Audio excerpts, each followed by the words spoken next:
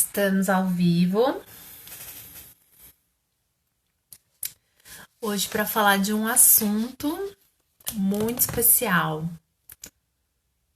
Um assunto que eu sou apaixonada e que é um assunto que vai fazer diferença na vida de muita pessoa hoje, tenho certeza. Vamos começar a nossa live sobre autismo, alimentação no autismo. Olha, meu primo da Grécia entrou aqui. Um beijão. Filáquia, moçavas.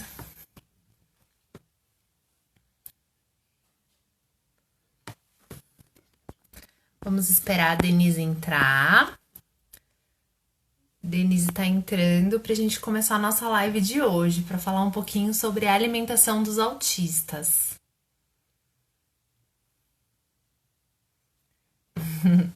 Yastu Savas. Carnicta.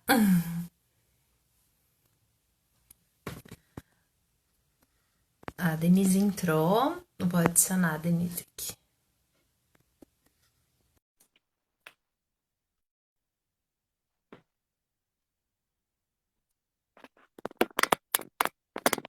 Oi, Rafa, boa noite, pessoal. Acho que não é isso.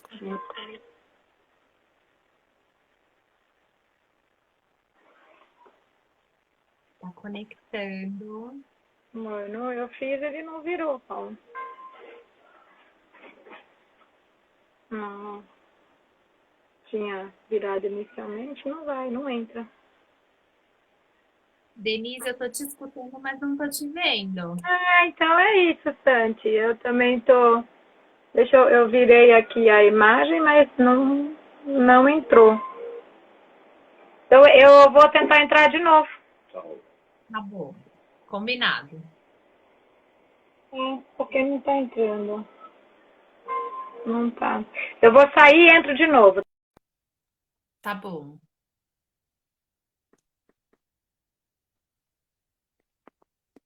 Boa noite, pessoal. Estamos esperando a Denise. Ela já tá entrando para falar com a gente aqui, né? A gente vai falar um pouquinho sobre o autismo, esse público que nós atendemos com tanto amor e que é um público que a gente pode fazer muita coisa pela nutrição, né? A gente consegue mudar muita coisa. Ah, Denise está entrando.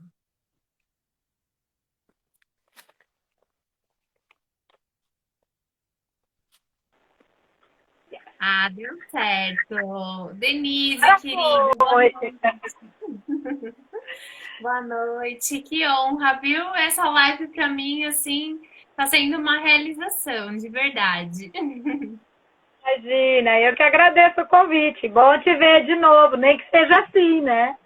É verdade, agora só pode a distância, né, Denise? De verdade, é uma honra, porque para mim você foi a minha maior incentivadora, né, para atender essa área que eu amo demais. E você me deu praticamente o livro, né? Me incentivou e aí eu comecei meu estudo e agora estou colhendo os frutos de uma área que é linda de atender, né? Muito necessitada de muito nutricionista, né? Porque Muito. realmente a nutrição faz toda a diferença, né? A gente não tem dúvida disso, né? Quanto mais vai para a prática, mais a gente tem essa certeza, né? Exatamente. E assim, é muito gratificante a gente ver a mudança, né, dos nossos pacientes e muitas mães que já estavam desacreditadas, porque até muito tempo atrás, ainda hoje, né, Denise, o pessoal só fala de medicação, fala de terapia, fala de vários recursos no autismo, mas ninguém fala da nutrição, né? E a gente sabe que tudo isso é importante, mas quando a nutrição é o pilar do tratamento, a gente consegue resultado em todos os outros tratamentos, né? Com toda certeza. E isso ainda, quando a gente fala que ainda, por incrível que pareça, por mais que já exista, que a ciência já provou e comprovou tudo isso, por mais que exista a fisiologia, né? Que mostra como o organismo é feito, como ele é formado, como as funções são executadas. Então, a gente já tem muita base para tudo isso, mas a nutrição continua sendo desconsiderada, né? Eu acredito que um dos fatores que leva a isso é porque é a mais difícil de mudar, né?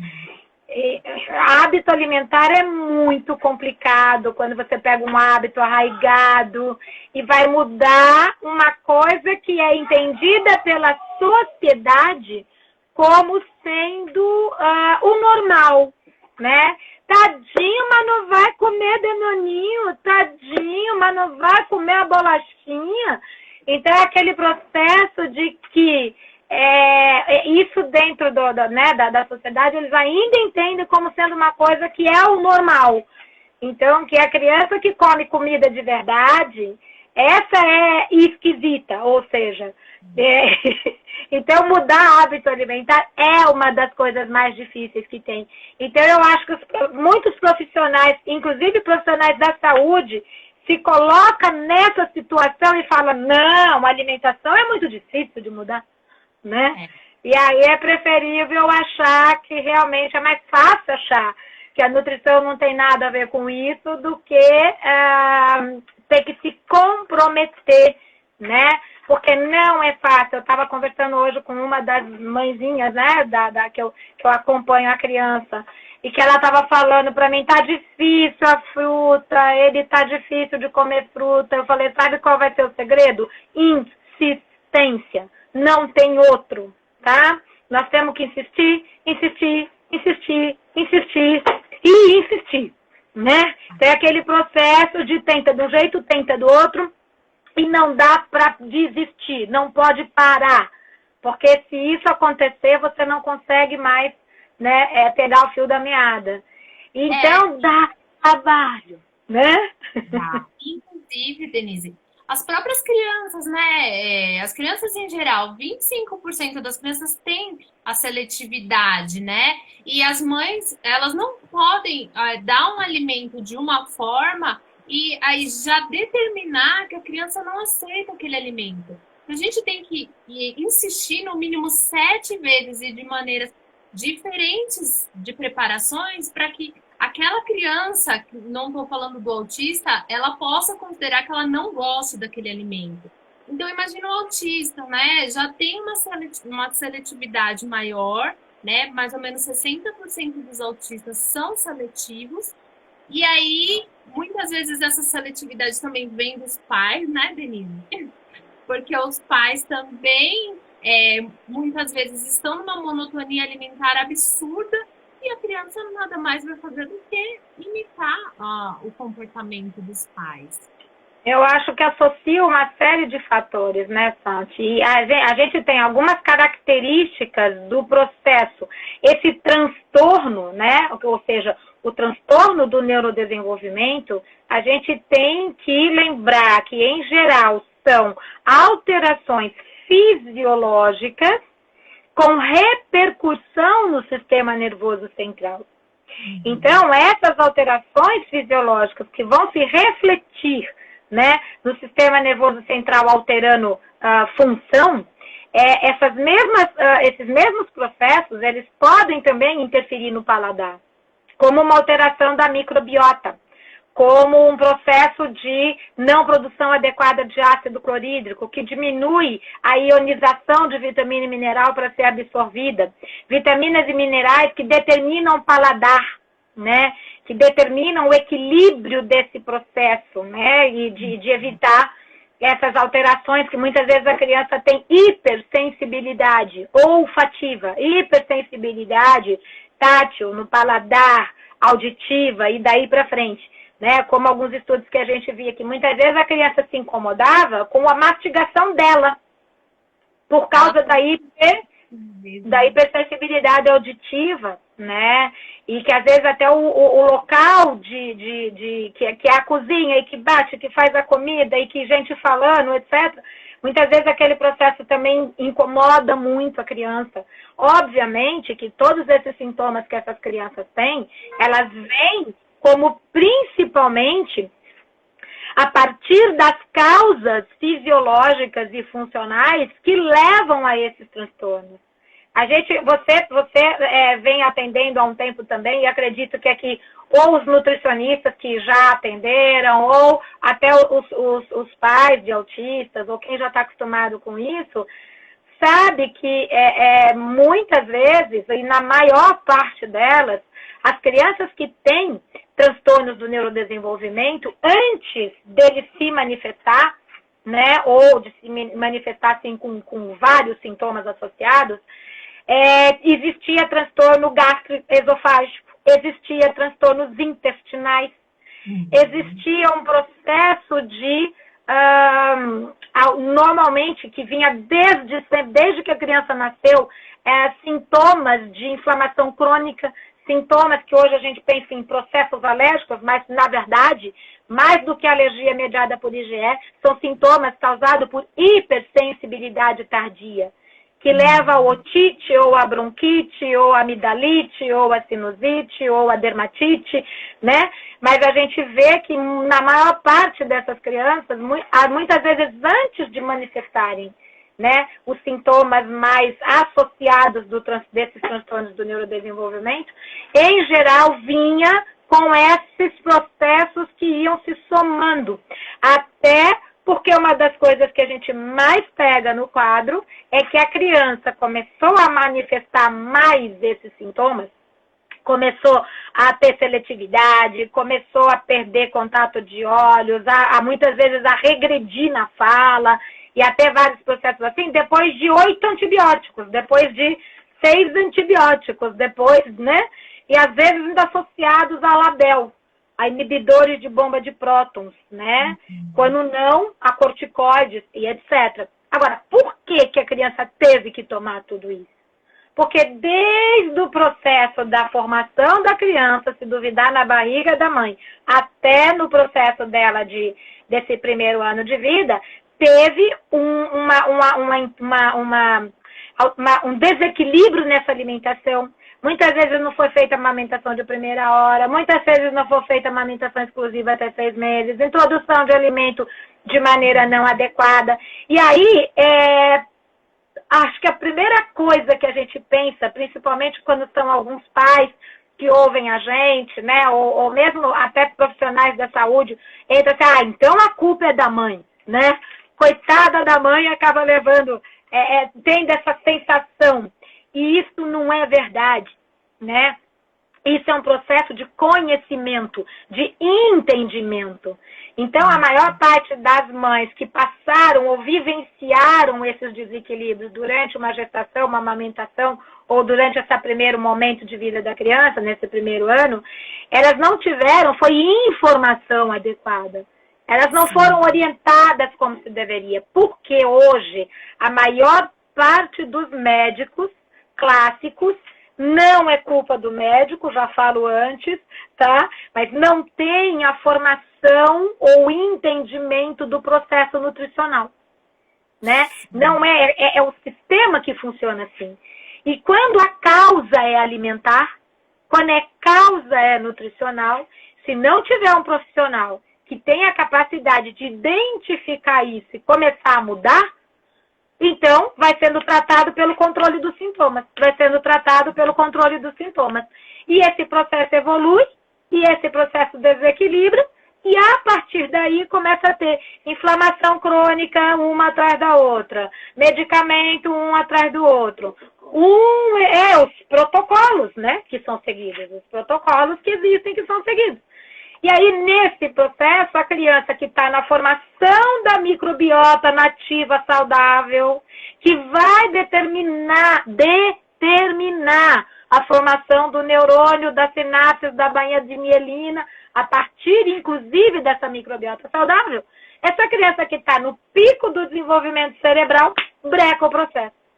E aí você fala, então todo mundo deveria ter? Não, todo mundo que passa por esse processo? Não, porque a predisposição genética é que fala qual é o órgão de choque que a pessoa tem mais sensível.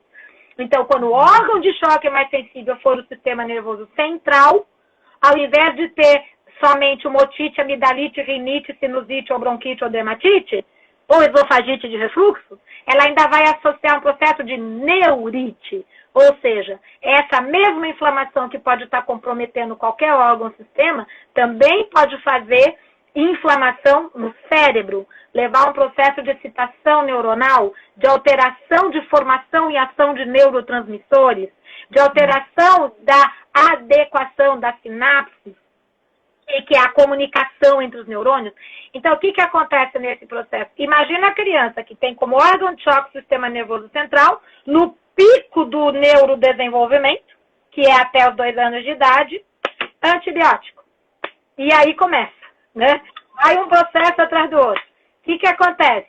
Aí, algum órgão vai se manifestar dentro desse processo. Então, o que a gente vai ver é que isso é comum. Tá? Eu estou com uma criança agora, que na verdade eu estou atendendo a mãe, não é a criança. Mas ela me mandou um WhatsApp colocando que a criança, como ela está tendo sintomas de refluxo, com 40 dias, já está com vários medicamentos e daí para frente, né?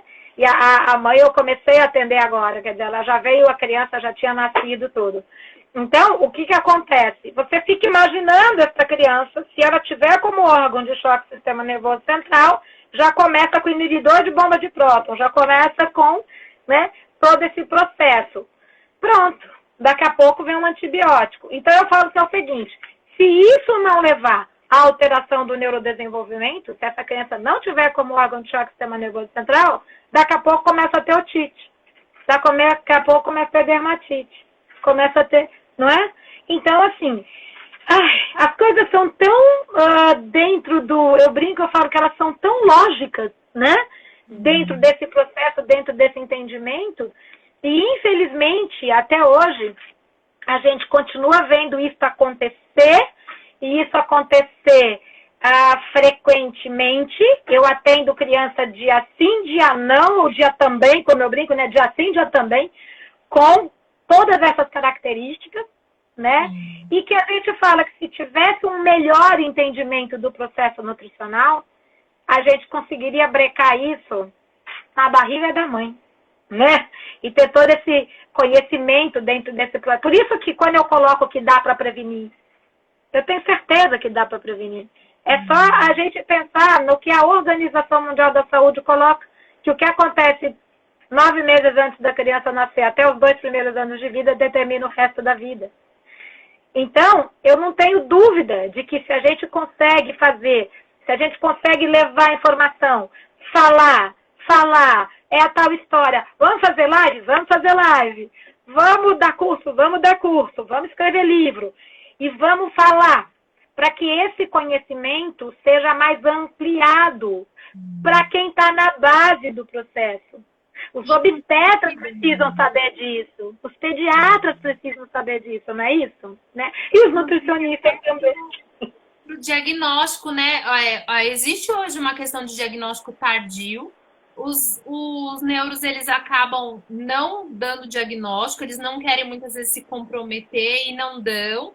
E aí a pessoa demora a procurar um tratamento, né? Então, quando começou-se a manifestação dos sintomas, quando tem essa demora, é complicado, né, Denise? Porque quanto mais cedo a gente consegue interferir e mudar todo esse cenário, porque é um cenário que vai cada vez piorar a criança, né? Cada vez uma coisa leva a outra, né? Então, todas essas questões, a seletividade leva a carência de ferro e zinco, que vai levar a maior seletividade, que vai levar aumenta a desbiose e cada vez mais essa excitação, né, cerebral. Então, é uma coisa levando a outra. Então, a gente vê que realmente precisa levar essa informação, né? Por isso que eu até te chamei para fazer a live, porque eu falei, a gente precisa falar. E as pessoas me escrevem e falam, mas eu não sabia que existia alimentação para autista. E, na verdade, a alimentação tem que ser para todo mundo, comida de verdade, né, Denise? Eu acho que existe um engessamento, né, mesmo nesse processo, nesse protocolo, porque o pessoal quer que a criança entre naquelas características, que entre no diagnóstico, ou seja, que aplique o DSM-5 e que ele entre naquele diagnóstico, Por quê? Porque eu preciso dar um nome para dar um remédio. O que acontece é que a hora, e você deve tanto quanto eu pegar várias mãezinhas que chegam assim no consultório. Doutora, quando ele começou a estar com 1 ano e 2 meses, 1 ano e 3 meses, eu comecei a perceber, porque assim, ou eu tenho um sobrinho, ou eu tenho outro filho, ou eu tenho alguma coisa, eu comecei a perceber que ele começava a fazer isso, ou ele tinha isso, ou ele não tinha isso, enfim. Aí eu fui e falei com o pediatra, e ele fez assim, é coisa de mãe. Mãe é assim mesmo. É normal, cada criança tem... E vamos esperar mais um pouco, né, mãezinha? Aí a mãe vai, espera mais um pouco e leva de novo. Doutor, mas olha só, você tem... isso é coisa de mãe. Quando a criança tiver com mais de 2 anos, quando a criança tiver com 3 anos, aí a gente vai fazer o diagnóstico. Isso é clássico, isso é a coisa que você mais vê dentro do conceito da medicina baseada em evidência, tá? Porque, na verdade, quero o quê? Eu quero que exista um exame que mostre isso, um exame bioquímico ou de imagem que mostre isso. Então, eu vou esperar para ver se eu consigo identificar. O que a gente sabe hoje? Não tem exame bioquímico que faz diagnóstico, não tem exame de imagem que faz diagnóstico. E é por isso que é considerado transtorno e não doença, não é? Então, qual é o processo da avaliação? É subjetivo, porque é observacional, não é isso? Só que o pessoal espera que haja um conjunto de sintomas para que você classifique dentro daquele quadro. Quando, na verdade, não me interessa o conjunto, me interessa que se tiver 1, 2 ou 3 sintomas que mostram uma alteração do neurodesenvolvimento, eu não estou preocupada com o nome. Eu estou no pico da formação do cérebro. Esse pico da formação do cérebro é até 2 anos. Claro que se mantém em outros, né? É que o maior pico, depois esse cérebro continua no processo, né, de desenvolvimento até 5 anos, e aí vai, a gente tem outros picos. Só que aí o que acontece? Se eu estou no momento, no maior momento de desenvolvimento do cérebro, que é até 2 anos de idade, e se é nesse momento também que eu tenho a determinação das bactérias saudáveis nativas que determinam o processo, eu vou esperar até quando para equilibrar isso? Principalmente porque essas crianças, se é que elas ainda não estão no espectro maior, que dá para juntar uma série de coisas para você ter um diagnóstico, essa criança com certeza já vem sofrendo de processos inflamatórios crônicos. É regra, eu falo que não é nem quase regra, é regra. Eu nunca peguei aqui uma criança que fala assim, menina, e de repente começou a alterar, né? Começou a parar de falar, começou a regredir na fala, começou a perder o contato de olhos, face inexpressiva, estereotipia. De repente, normalmente sim. Você fala assim, muitas mães falam, de repente, tudo mudou. Ok, mas antes desse de repente, tinha otite de repetição, tinha esofagite, e aí assim, aí vai. Quer dizer, é um de repente quando você pensa no sistema nervoso central. E aí eu falo assim para eles, quantas vezes a gente ouve uma pessoa falar assim, menina, de repente começou a ter bronquite. De repente começou a ter dermatite, não é assim? Então assim, até 1 ano e meio não tinha bronquite. De repente começou a ter bronquite. Então você pode pensar no mesmo processo.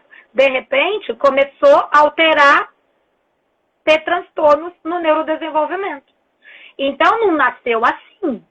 Ou seja, uma série de crianças que a gente atende, até 1 ano, 1 ano e 2 meses, 1 ano e meio, falava, tinha contato de olhos, não tinha face inexpressiva, não tinha estereotipia, não tinha uma série de outros, né, quadros possíveis. Aí, de repente, começa a ter tudo isso, então a criança nasceu assim. E aí, quando eu falo isso, o pessoal fala que eu sou louca. Ok, então vamos para a prática clínica e vamos ver como é que é esse negócio? Tá? Será que a coisa começou desse jeito? Então eu não posso pensar que é mais um processo inflamatório que está se instalando nesse organismo? Só que a hora que ele atinge o cérebro no pico do desenvolvimento, ele vai comprometer função. certo? Aí a gente espera até 4 anos para começar a tomar alguma atitude. Espera até... Não, mas enquanto isso, vai fazendo terapia, certo? Então, assim, alguma coisa contra a terapia? Óbvio que não. A gente sabe o quanto as terapias ajudam. A gente sabe, eu particularmente sou contra uma terapia que você põe a criança e a criança faz alguma coisa e ganha uma bolachinha. Isso para mim é o fim do mundo, entendeu? Mas aí tudo bem. Ganha um reforço, ganha um estímulo, ok, mas bolachinha e etc. é demais da conta, né? Mas até aí a gente tem inúmeras terapias que funcionam. A gente tem todos os tipos, né, que a gente já sabe hoje, aí vai fonoaudiologia, terapia ocupacional, enfim, né, e todas as que a gente já sabe que acompanham esse processo. Nenhum, obviamente, nada contra, e a gente sabe o quanto elas ajudam. Ok, agora, eu quero que essa criança tenha nutriente para formar o neurotransmissor, para ouvir o que o terapeuta está falando. Exatamente. Certo? Então, você deve ter percebido, tanto quanto eu e vários outros colegas que trabalham nessa linha, que a hora que você equilibra o processo nutricional da criança, a hora que você tira alimento inflamatório, a hora que você consegue, a partir de uma melhora na microbiota, nas enzimas de sucos digestivos, na capacidade de detoxificação, na melhora de oferta e absorção de nutriente, que essa criança responde à terapia num tempo infinitamente mais rápido, né? E muito melhor, né? Isso a gente tem. Tempo começa a voltar ao contato de olhos, né? A criança que anda na ponta do pé começa a andar de maneira normal, começa a apontar objetos. Então, começa uma interação diferente, né? As mães, elas relatam muito isso. E umas respostas muito gracinha, né? Porque aí a criança volta numa outra consulta, aquela criança que você via que tinha uma face inexpressiva, que ficava só correndo de um lado para o outro, etc. Chega, te dá um beijo, né? Você fala com ela, ela dá um sorriso. E aí você começa a ver, né, essa mudança. Aí você vê algumas pessoas falando, não pode falar que cura, né? Nem existe nada hoje que possa ou não comprovar um negócio desse. A gente está... os estudos ainda estão muito... eu acho que já tem muita coisa boa dentro desse processo todo, mas muita coisa tem que se conhecer ainda. Agora, a partir do momento que você tira a criança daquele processo onde ela não consegue falar com ninguém, aonde ela começa a falar, a interagir, quando ela começa a se acalmar, sair de um processo de agressividade e autoagressividade, quando ela começa a voltar a ter contato de olhos, pegar a mão de um avô, como foi o caso de uma criança que eu atendi, pegar a mão do avô, olhar para ele, fazer vó e puxar para brincar, foi 1 semana depois de começar o tratamento. Certo? Então, assim, como o pai me relatou, chorava todo mundo quando viu, porque o sonho do avô era ver essa criança olhar para ele, reconhecer como avô. Foi 1 semana depois do tratamento, ele pegou a mão do avô, olhou para a cara do avô e puxou para brincar. Entendeu? Então, são aquelas coisas que você vai trazendo, né, a criança de novo para um contato, para uma interação, para um processo. Agora, então recupera a função? Claro que recupera a função. A criança está em formação, ela está em todo um processo de formação, de neuroplasticidade, de tudo isso. Como é que você pode afirmar que você não pode trazer uma criança para dentro dessa realidade de novo? Agora, o quanto isso vai acontecer, a gente ainda está no começo do entendimento disso. Infelizmente, os números da incidência são alarmantes, né? O quanto vem aumentando. E o pior é que a gente não vê nada sendo feito para prevenção. A hora que as pessoas começam a acreditar que é uma fatalidade, aí realmente é para a gente ficar indignado, não é? Então, assim, como assim?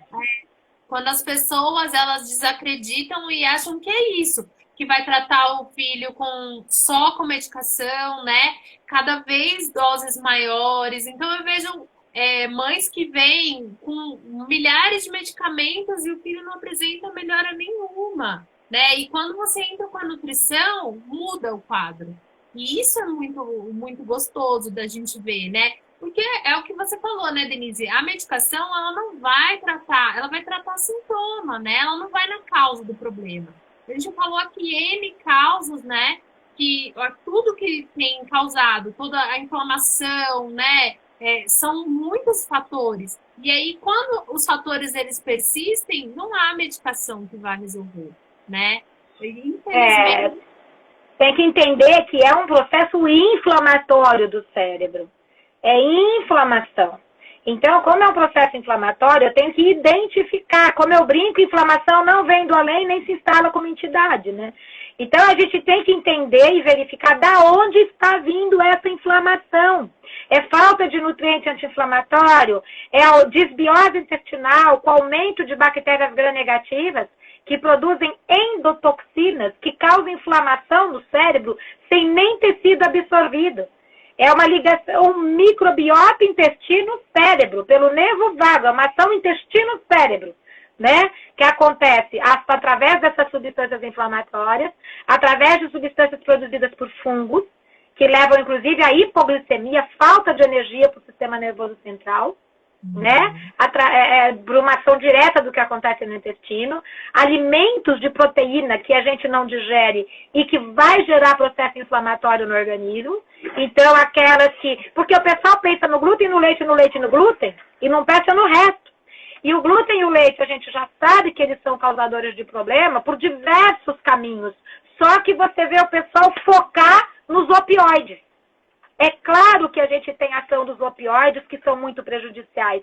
Do glúten, chamado gluteomorfina, do leite, chamado caseomorfina, e a gente sabe a ação desses opioides, como eles podem interferir no intestino e no sistema nervoso central, inclusive gerando vícios e sendo um dos responsáveis, por exemplo, da seletividade. Porque aí a criança vai ser seletiva em relação a alimentos que para ela funciona como um opioide, que no momento inicial pode relaxar, pode diminuir, melhorar a capacidade de naquele momento lidar com o estresse, certo? Diminuir dores, mas que também leva a agitação, euforia, prazer, mas depois a letargia, embotamento, depressão e etc. E só isso começa muitas vezes a fazer com que naquele momento que a criança consome, ela se sente bem. Então, o que ela quer? A droga. Ela fica indo atrás do que, de alguma maneira, dá um certo conforto para ela, né? Então, é aí que realmente a gente vai tentando entender a dificuldade que as pessoas têm em conseguir perceber como que a alimentação tem interferência. Porque é muito mais do que os opioides isoladamente. É também um processo inflamatório causado por proteína mal digerida. É também causado pelo desequilíbrio de nutrientes que você tem, por exemplo, no leite de vaca, né? Então, é tudo isso que vai se somando na alimentação e junto agora os aditivos químicos. Certo? Aditivos químicos que inibem enzimas digestivas, aditivos químicos que destroem a microbiota saudável, que alteram a permeabilidade do intestino, que inibem enzimas que eliminam toxinas que podem interferir diretamente no sistema nervoso central. Essa foi uma das argumentações na Inglaterra, de proibir certos aditivos químicos para evitar alterações neurocomportamentais. E ainda inibir liberação de energia para o cérebro e para o músculo. Antioxidantes tipo BHT, que inibe fosforilação oxidativa, inibe energia para o cérebro e para o músculo, causa disfunção mitocondrial. Uma das principais causas do processo é disfunção mitocondrial. E esses aditivos químicos favorecem isso. Ainda junta açúcar, junta aspartame, junta edulcorantes, né? Que também alteram o microbiota, enfim. E aí vai se somando uma série de fatores e ainda açúcar, que além de tudo isso, ainda é alimento de fungos, né? E más bactérias. E dá pico e cai a energia do cérebro. Então, e é isso que a gente vê na alimentação atual. É isso que você vê, a base da alimentação dessas crianças quando chega no consultório. Sabe que doutora, ela é difícil de comer, pelo menos come uma bolachinha recheada, que fica com a linguinha azul, né? Mas pelo menos come alguma coisa. Então, assim, é um conceito de que eu preciso comer, muitas vezes. Não interessa o que é, mas pelo menos come, não fica sem comer nada. Quando, na verdade, enquanto a gente não entender que o alimento pode ser remédio, mas ele pode estar sendo o pior veneno, né? Ele pode ser a maior encrenca de todo esse processo. Então, com certeza, eu acho muito interessante, porque muitas vezes as pessoas... eu até achei, foi um post da Tchelle que eu achei muito bom, que ela colocou, né? O pessoal acredita... E começou.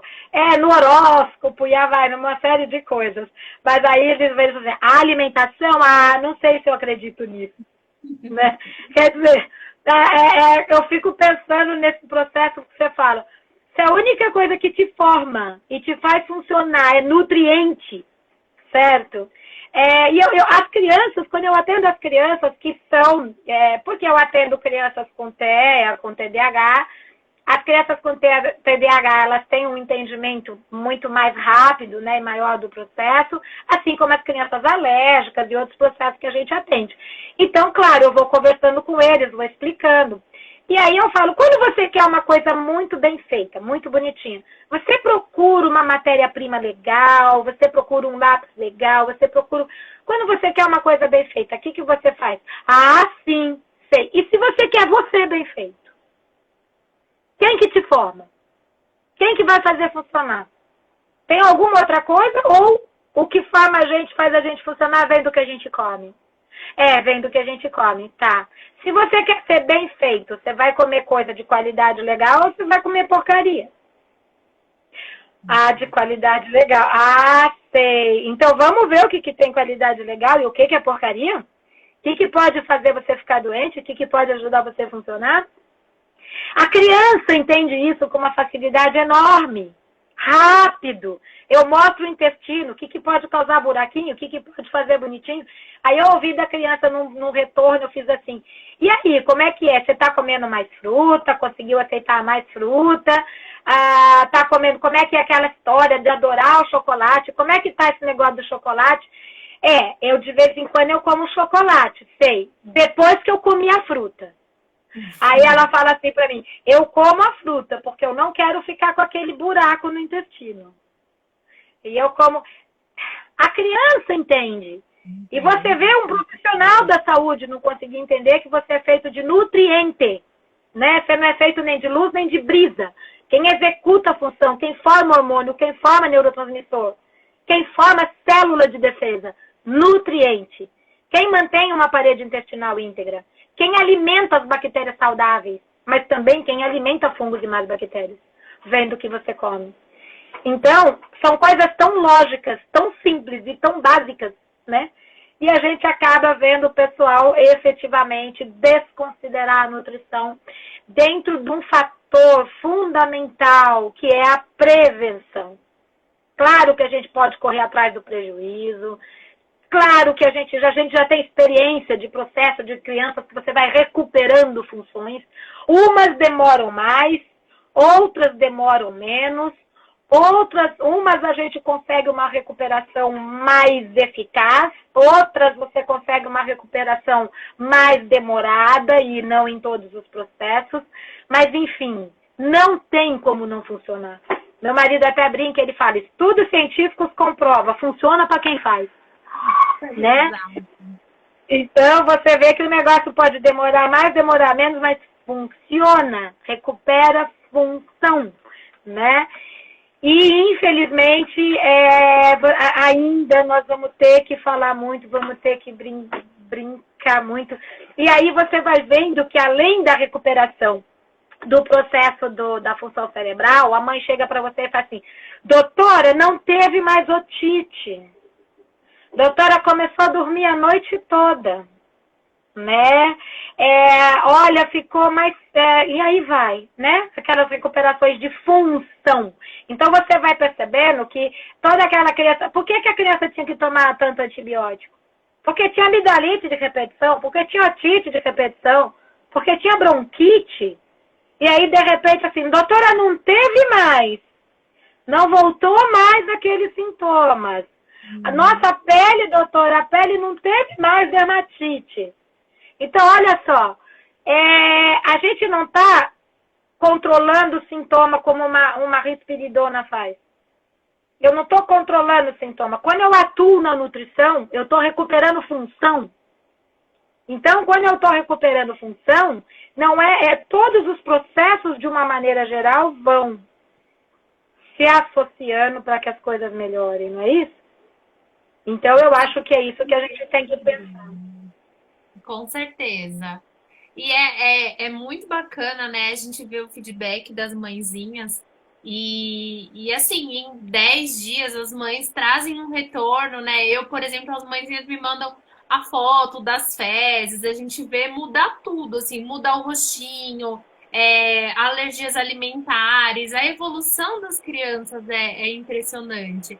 E a gente vai curtindo, né? Cada paciente que vem, assim, é impressionante. E nos exames, eu tenho algumas mãinhas que vêm, e outro dia até uma mãe falou para mim, a pediatra perguntou que mágica que você fez, né? Porque ela tentou de tudo e não conseguia. Aí eu falei, meu bem, a mágica é a nutrição, né? Então, assim, melhorou muito o perfil. Você lembra isso da minha aula, Sandy? Quando eu falava isso, que eu ouvia dos médicos que eles falavam para o paciente, pergunta qual é a mágica que ela fez. Eu falo, fala que é a mágica da ciência, da nutrição, certo? Então, qual é a mágica? A mágica é recuperar a função. É avaliar a causa e modificar essa causa, recuperar a função. E aí que a gente vê que o processo é muito mais amplo do que isso. Porque se essa criança para de ter otite de repetição, amidalite de repetição, melhora a pele, melhora o processo, para de ter diarreia sem parar, para de ter transtorno gastroesofágico. Quando você vê esse processo, o que você está fazendo? Você está recuperando a saúde desse organismo. E o cérebro, parece que o pessoal quer separar ele do corpo. Se você tem um organismo que todas as funções estão melhorando, todas as funções estão recuperando, então eu estou dando base para que esse cérebro também tenha uma melhor chance de recuperação e de funcionamento melhor. Não é isso? Sim, e também o intestino, né, Denise? Que a partir do momento que eu reequilibrei esse intestino, né, que eu tratei essa permeabilidade intestinal, que eu tratei a disbiose, né, o desequilíbrio das bactérias, a produção de serotonina ela vai melhorar, né, eu vou parar de ter a migração dessas proteínas alergênicas pelas fissuras no enterócito. Então, são muitas melhoras que o paciente apresenta mesmo quando a gente começa tratando o intestino, né? Quando a gente começa tratando as causas do problema. Infelizmente, a gente vê que tem alguns casos que são muito complicados, né? No processo digestivo, intestinal, a gente faz tudo e mais um pouco e continua com alguns processos complicados. Realmente a base, na maior parte das vezes, a base está neste processo. Quanto mais rápido você vê que o processo gastroesofágico, intestinal, vai para o lugar, mais rápida é a recuperação da criança. Sim. Porque é isso, né? É a base é essa. Você fala, se você é feito de nutriente te forma, te executa função em todos os níveis, a base para que você consiga obter os nutrientes está no processo digestivo, né? Então, eu vou ter que comer a coisa certa, mas eu vou ter que digerir, eu vou ter que absorver. Então, todo esse processo, se existe algum complicador aí, que muitas vezes é alteração de algumas bactérias, é alteração fúngica, são alguns complicadores que vêm no processo gastroesofágico, fora daquela coisa que a gente faz assim e vai tudo para o lugar. Tem casos que é uma belezinha, porque você faz isso, mas aí entra aquela história que a gente falou, parece mágica, né? E rapidinho vai para o lugar. Tem casos que demoram mais para ir para o lugar. Por isso que o que não pode é desistir. Porque a gente tem que trabalhar para recuperar essas funções. E realmente a base está, eu falo que na parte gastroesofágica e intestinal. Porque muitas vezes o que está acontecendo no intestino está dependendo do que acontece no estômago. Então, aquela criança que não produz ácido clorídrico, que tem dificuldade de produzir, e que a comida para, e volta, e faz barulho, e causa soluço, e dá dor, E normalmente, a hora que isso acontece, essa não produção adequada do ácido clorídrico no estômago, ela faz com que, primeiro, não ioniza vitamina e mineral, e essa ionização é determinante para ser absorvida. Depois que dificulta a digestão proteica, depois que não controla fungos, más bactérias e parasitas, porque o ácido clorídrico é fundamental para isso. Depois que o pH ácido do quimo, do estômago, determina no intestino a liberação de sucos e enzimas digestivas. Inclusive, formação de enzima proteolítica é determinante do pH ácido do estômago. E a hora que você tem proteínas mal digeridas, seja porque você comeu alimento que tem proteína de difícil digestão, tipo leite, glúten, etc., ou porque o organismo não está conseguindo digerir adequadamente qualquer proteína.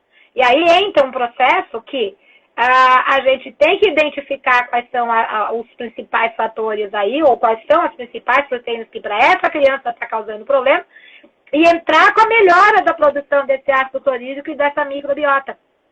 Porque proteína mal digerida é alimento de fungos e más bactérias. Né? E principalmente tomar muito cuidado com essas dietas sem carboidrato que o pessoal anda fazendo por aí. Porque o carboidrato, ele adequado, né? Eu falo safe carb, né? O carboidrato seguro, adequado, ele é base para a formação do muco protetor. Protetor do esôfago, do estômago, do intestino. E que esse muco também é alimento de bactérias saudáveis e protetor. Então, muitas vezes, algumas dietas aí restritivas em carboidrato acabam gerando a médio e longo prazo um transtorno absurdo para o sistema imunológico, neurológico, né, endócrino, entre outros fatores. Então, tomar um pouco de cuidado. Né, Denise? Existe aí um conceito completamente errado, né? As pessoas com medo de comer fruta, né, que é uma base de nutrientes absurda para o nosso corpo, né? São alimentos fantásticos que a gente tem que incluir no nosso dia a dia. E as pessoas têm medo de comer fruta, mas não têm medo de tomar uma Coca Zero, por exemplo, que não tem caloria, né? Não, e o pior é confundindo a fruta com carboidrato, né? Porque o pessoal ainda confunde fruta com carboidrato. Quer dizer, tira a fruta, que é a maior base das bactérias saudáveis, é onde tem maior concentração de vitaminas, minerais, centenas de compostos bioativos, né? É onde a gente tem os principais alimentos das bactérias saudáveis. Porque as fibras da fruta, do legume, da verdura, dos cereais integrais, do grupo do feijão, são alimento de boas bactérias. Mas as proteínas mal digeridas são alimento de fungos e más bactérias. Então, quem que elas aumentam? As proteobactérias, que são as causadoras de encrenca, como eu brinco, né? Que vai aumentar as substâncias pró-inflamatórias no intestino, que pode agir diretamente no cérebro, ou mesmo ser absorvido e arrumar problema na circulação. Então, sem dúvida nenhuma, essa alimentação, né, que precisa ser equilibrada. Eu já vi casos absurdos da criança tomar R$3.000 de suplementação e não fazer uma mudança adequada na alimentação. Eu nunca vi uma suplementação agir num organismo que a alimentação está errada, né? Então, a alimentação é a base. E a suplementação, ela é o que vai pôr o que está comendo no lugar certo, né? Inclusive, eu já recebi paciente com suplementações com mega doses, assim, que eu fiquei até assustada. Doses que eu jamais prescreveria para um adulto e que estavam prescritas para aquele paciente. E, óbvio, não teve melhora, porque a suplementação tem que ser feita de uma maneira totalmente responsável, né? Eu falo que tem que ser feito pela nutricionista, a gente tem que vender nosso peixe, né, Denise? Mas, assim, a gente estuda, eu comecei estudando suplementação há muitos anos atrás, acho que eu fiz um curso com você há 10 anos atrás, e me apaixonei pelos nutrientes, e assim, eu estudo muito até hoje, e existe uma sinergia entre os nutrientes. Então, a partir do momento que você suplementa isoladamente um nutriente em quantidades altíssimas, isso vai trazer todo um desequilíbrio. Você está usando a nutriente como se fosse uma droga. Exatamente. É um conhecimento da nutrição, né? Então, exatamente. Eu até vou dar agora, no segundo semestre, eu vou dar um curso online de suplementação. Exatamente, porque o pessoal está pedindo bastante, e porque uma das coisas que eu brigo muito é isso. Se a gente não tiver sinergia entre os nutrientes, o equilíbrio entre eles, você não vai ter ação, não vai ter a ação adequada desse nutriente. E entra muito isso, suplementação, eu já tive casos da paciente chegar lá no consultório com 3 mil reais de suplementação para criança e a alimentação, a pessoa orientou o seguinte, ou tira o glúten ou tira o leite. O dia que isso resolver a vida de alguém, está rezando, né? Então, se você não muda a alimentação, não equilibra, não dá opções, o trabalho do nutricionista é muito mais amplo, porque eu tenho que identificar a individualidade bioquímica. Eu tenho que dar opções de vários processos, né? De caloria, ou seja, de energia adequada, de substituição de nutriente adequado e de um processo que se torne efetivo no dia a dia, porque aquela criança ela pode estar acostumada com algumas coisas que com poucas modificações a gente consegue manter. E manter esse prazer, e manter esse processo, que também é fundamental. Então, mas aí eu vou tirar, não, amor, eu vou muito mais colocar do que tirar quando eu oriento. Não é isso? A gente... Fala, pode falar. Eu gosto muito de cozinhar, né, Denise? Então, a gente, como Nutri, a gente tem as nossas mágicas na cozinha, né? Eu ensino muito temperinho para os meus pacientes. A base, porque muito paciente utilizando tempero pronto, né, num processo com uma criança que precisa de uma modificação, tira o glúten, tira o leite, deixa um monte de toxina, não vai adiantar de nada. Então, a gente vai lá na base, eu ensino como preparar o alimento, às vezes até como facilitar no dia a dia esse preparo, né? Como fazer com que haja uma cocção que vá atrair também o paladar da criança, porque não adianta nada colocar lá um alimento sem tempero nenhum, né? E a gente pode fazer várias combinações, a gente pode trazer essa criança para o prazer. Fazer tão bom quanto. Você consegue fazer tão bom quanto. E muitas vezes eu falo para a mãe, que ele aceita melhor isso? Para a gente chegar nisso, a gente pode fazer assim, assim, assim, assim. Ou seja, a gente consegue, através desse conhecimento que a gente tem, muito da prática também. Porque uma das coisas que eu falo até para os meus alunos 5% é o que você fala, 95% é como você fala. Então, se você tem essa prática, se você tem entendimento, quando a pessoa fala, isso é difícil, eu falo, é nada, quer ver como não é difícil? É só você fazer isso, você resolve, acabou. Eu até brinco que às vezes o paciente fala assim pra mim, doutora, a senhora precisa dar um curso sobre isso? A senhora precisa de um livro sobre isso? Né? Tem aquelas coisas que falam, vou te levar pra minha casa. Coisas simples e rápidas, mas é isso, é o conhecimento, é o entendimento, a individualidade bioquímica. Muitas vezes o pessoal para no glúten, no leite do glúten e não tem noção que outros alimentos estão sendo tão ou mais prejudiciais. Então é a gente que tem que efetivamente avaliar e identificar, ou seja, as causas alimentares, as causas nutricionais que estão contribuindo para que aqueles sintomas existam, né? Todos, não só os transtornos do neurodesenvolvimento, mas essas crianças nunca vêm só com esses transtornos. Elas vêm sempre associadas, porque a mesma causa de um é causa de outro. Tá? Então o pessoal fala, é comorbidade. Não, querido, o que acontece é que a causa de um é causa do outro. Então quando você muda as causas, você vai recuperando essa função, você vai desinflamando, você vai aumentando a capacidade.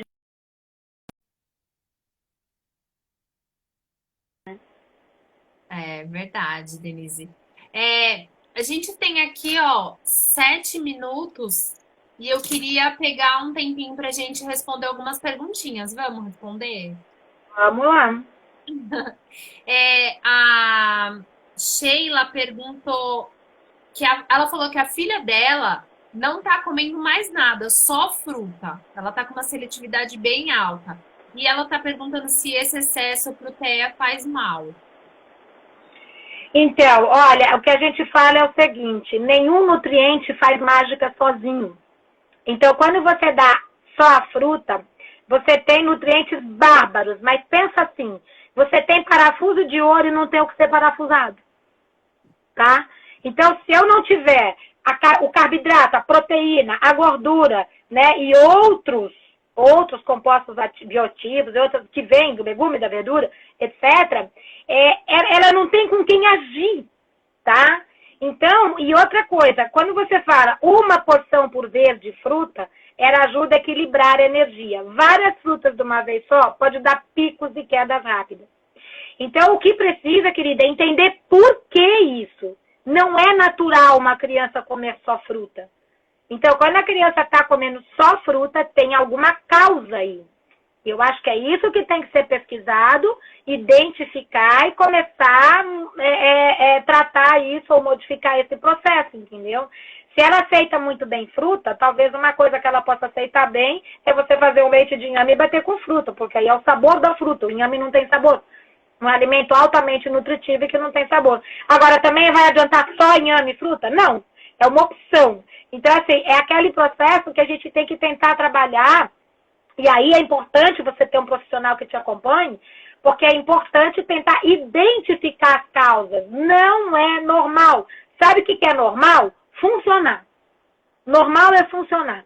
Então, quando você vê esse processo, tem causa, tem alguma causa que precisa ser identificada e modificada aí, tá? Então, você precisa de alguém para te dar esse suporte, para tentar entender o que está acontecendo. Com certeza. Eu vejo que as mãezinhas, elas ficam bem perdidas, né? E às vezes, Denise, igual esses dias eu atendi uma moça que ela foi caçando informações na internet, ela comprou um livro de um nutrólogo XPTO que eu nunca tinha visto na vida, e aí ela foi juntando informações. Quando ela viu, ela estava oferecendo quase nada para a filha dela. Então, assim, o ideal é tomar cuidado com essas informações desencontradas, procurar um profissional e seguir o que aquele profissional está te recomendando para ter uma linha de raciocínio no tratamento. Com certeza. Dá tempo ainda de responder mais alguma? Dá tempo de responder mais alguma. Tem a Rônia Carneiro falou para a gente falar sobre serotonina alta. Então, isso é uma alteração de função. É uma alteração que pode acontecer nos casos dos transtornos do espectro autista. Até eu escrevi sobre isso no livro do autismo com bastante detalhe. Mas o que eu percebi desses estudos que eu peguei é que é um processo transitório, tá? Que existe dentro dessa fisiologia do transtorno, mas que é um processo transitório. Ele pode acontecer em determinado momento dessa formação, mas que depois ela tende de novo a normalizar ou a cair. Então, que o processo da serotonina alta, ela não é alta o tempo todo. Até porque não faz sentido mesmo.